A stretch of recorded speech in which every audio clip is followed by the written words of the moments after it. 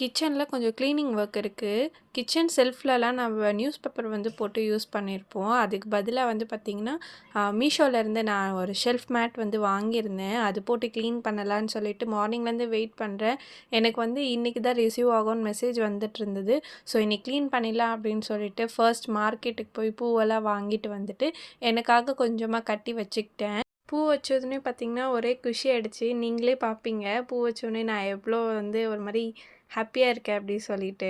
இதே சந்தோஷத்தோட கிச்சன் கிட்ட போய் டக் டக்குன்னு எல்லாம் எடுத்து வச்சுட்டு பாருங்க நியூஸ் பேப்பர் தான் போட்டிருக்கோம். அதுக்கு பதிலாக தான் இந்த மேட் வந்து ஆர்டர் பண்ணியிருந்தேன். கரெக்டாக வந்துடுச்சு. வந்ததுமே எல்லா வேலையும் ஸ்டார்ட் பண்ணிட்டேன்.